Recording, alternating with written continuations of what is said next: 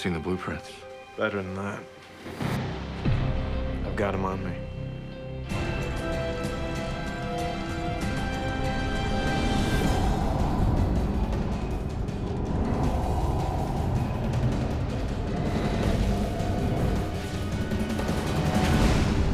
If the prison is number 1 on the call sheet, the tattoo is number 2. It's an essential part of the show.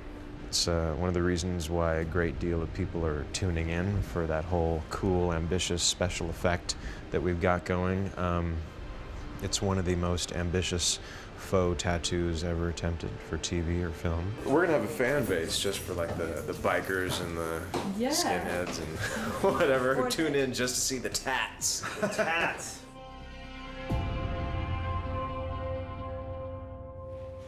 Tattoo looks fresh.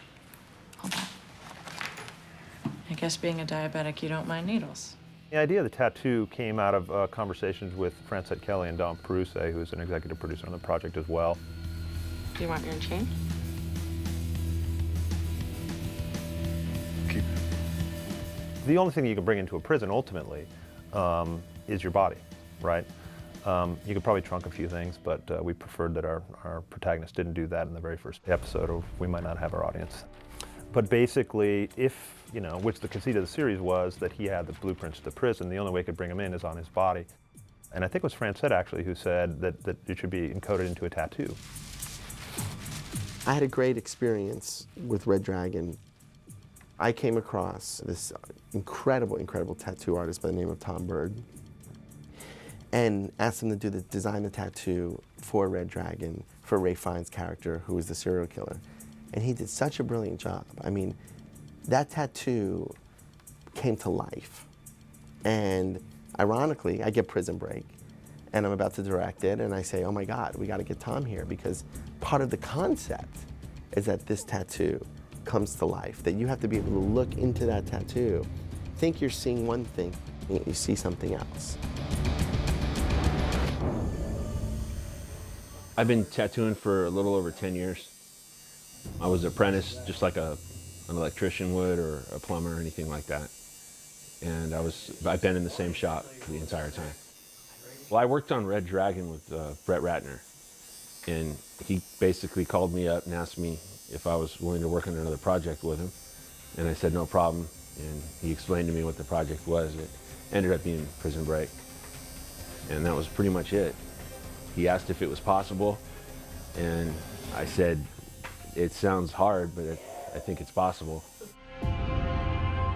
This was it's probably one of the first sketches I did to show Paul and Brett, just to give you an idea of how you could incorporate a map and hide it into more of a stone-style structure. So I used St. Michael just as an example, because it was still in the same theme that or stuff that they were looking for. I assumed there was going to be some visual effects involved, but I wanted to put the map in there, pretending that there wasn't going to be any visual effects involved whatsoever. So it would be more legitimate, more believable. If they did decide to zoom up on it, the map was going to be in there. The art department gave me the upper and the lower maps. I had to enlarge them, and then once I had the image down of the front and the back, then I had to lay that image over the map and then incorporate it into cracks and various like pieces of ivy and and thorns and stuff like that growing over the statuesque pictures that I did. I showed it to them and told them we could do this kind of thing. And then they go, well, okay. And then we had a meeting a couple weeks later, and that's when I showed them some thumbnails of different front pieces and different back pieces. I'd say probably about a month was where it really took me to come up with the idea for the front and the back. This was the back piece, I think. No, it was. Yeah. The angel's killing the devil, because the devil's bad. You can see the map in there. This is the front piece.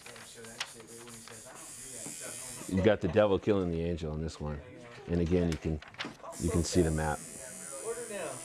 We talked about, the duality of Michael's character, and, there's an ascension of angels up Michael's right arm, and ascension of devils up the left arm. And that is to show that, the anthrope, nature of Schofield, which is he's doing something wrong to do something great. The left arm has the demons on it, and the right arm has the angels, because in olden days, people believed that your left arm was the hand of the devil. I kind of described a lot of these things to Tom, you know, saying, this is what I want, you know.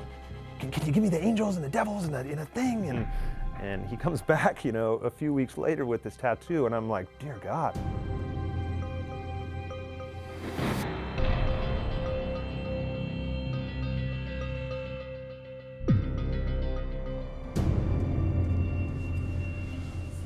And then the inside of the arms is basically where everything is throughout the series has kind of been placed. Here's some earlier stuff of Schweitzer, Allen, and then the number. This was tricky because you basically, it was the 1112, 1147, then Allen and Schweitzer.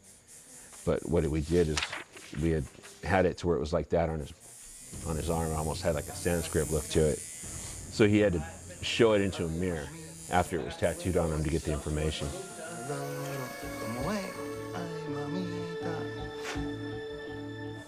Another version of the Schweitzer Allen. We didn't know what format they wanted to use. They wanted horizontal and vertical. There was just a real rough example of one of the original acute poison ideas. Originally for the acute poison, I was going to use an Aquarius style imagery of a woman holding a vat, and it was going to be a little bit more graceful, but I found out the area that I had to do it in was so small, it was going to be 2 inches high. It wouldn't have been believable. When we talked about doing the tattoo super small, I thought it was a bad idea, and they agreed. So I told them, well, basically, let's concentrate on what points about this tattoo do you want to get across to the audience. So we talked about it, and they said that they wanted definitely for the acute poison because it had a code in it, and they wanted that image of it going down the drain because it tells him, you know, what he's going to do with it. So we just kept it as a little vessel pouring into a drain. It was that simple. Here's kind of a location I thought that the acute poison would work.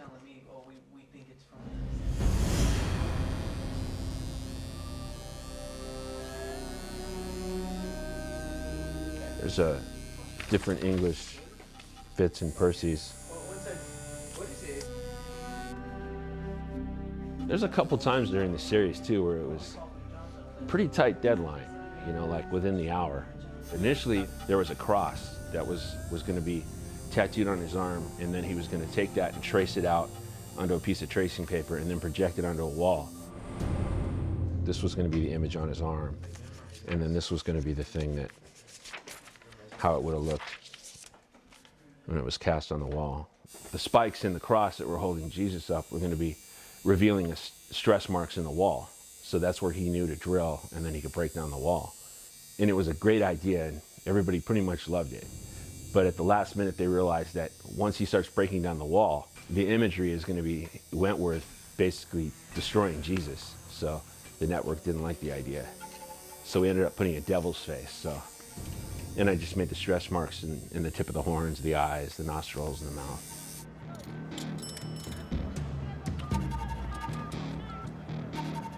Initially, with the playing cards, there was the magician holding the cards. And you see his eyes, and like the cards are covering up the lower half of his face, and you see a little bit of the top hat. But then because of the phone number being a female's number, and she was going to be the one answering the phone, they said it'd be kind of cool to do it with females' eyes, and I agreed. But then it got down to it where it had to be a certain size and a room that we had to do it in. It ended up just being the cards. Originally, this was going to be the area code, and then the 555, which is not a real prefix, but they called me back and told me to change the number because what they did is they got a real account for a phone number, and then they put the real phone number on the show. So the guy who likes to pause the TV show and call those numbers is going to get some kind of pre-taped message. I don't know what it was. I forgot to call it. There's some gravestone examples.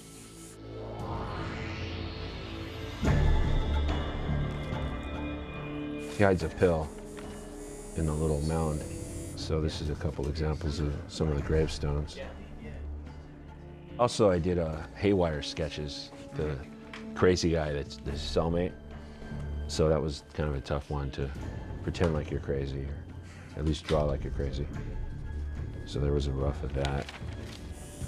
This is was filler, so I just used the like the Sanskrit type style lettering. If you were to look at it in the mirror,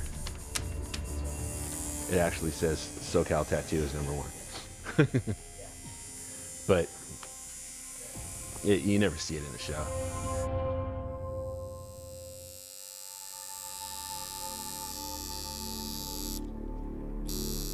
In a lot of ways, it's a lot easier than a real tattoo because it's fake. You know, it's just TV.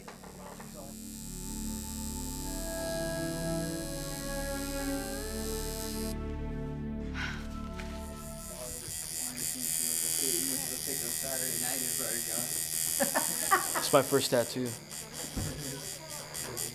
When you're dealing with real people and you're doing real tattoos, you're dealing with a pain factor that you have to worry about the customer. Obviously, there's no room for mistake. It's kind of a high-pressure situation if you really start to dwell on it a lot. It means a lot to me. This is a memorial tattoo from my friend Mike, guitarist. He was shot innocent last year, so it's St. Michael, and he's coming down from heaven, and he's just slaying the dragon. And on his headstone it says "Warrior for the Lord," so that'd be a nice little piece for him. Most guys, you know, for the first one, they start with something small. Mom, girlfriend's initials, something like that.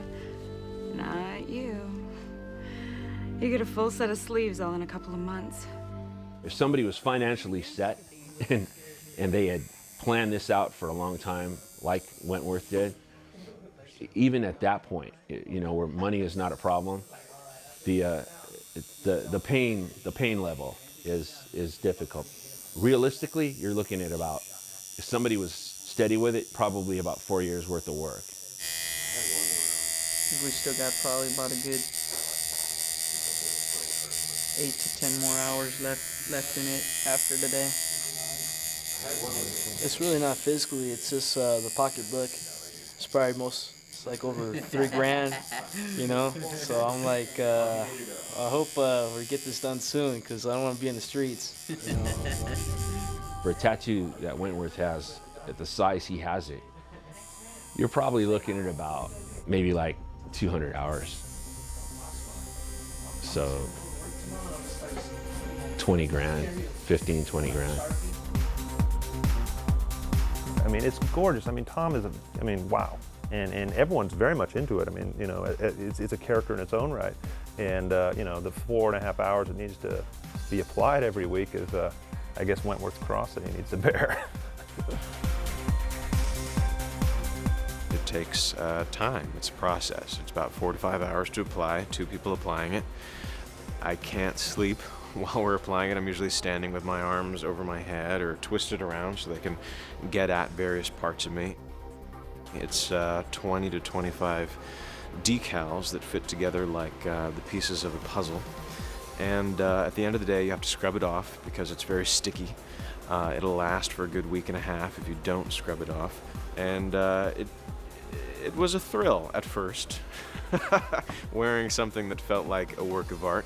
Now I have a different appreciation of it. I have to remind myself that, you know, I'm lucky I'm not on Star Trek wearing a freaking headpiece or something. That would be a whole lot worse. I'm happiest on the days when I'm wearing a long sleeve shirt, so we don't have to apply the tattoo. Brilliant. But I'm pleased to be part of something that I think is cutting edge and revolutionary as far as special effects go.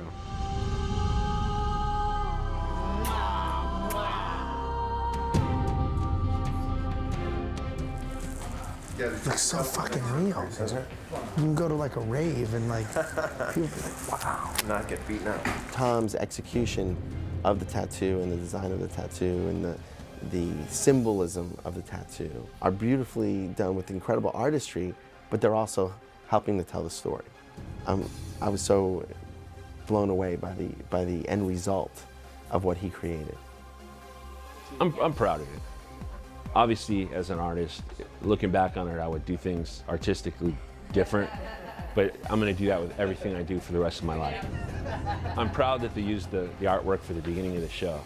That kind of meant a lot to me because it tells me that they were happy with the design, and that's all I wanted to do.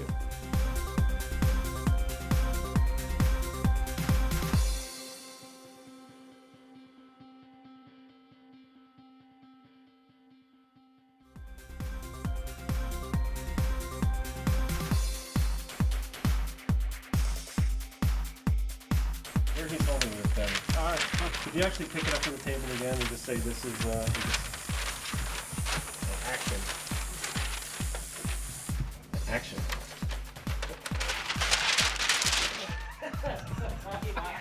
Take two.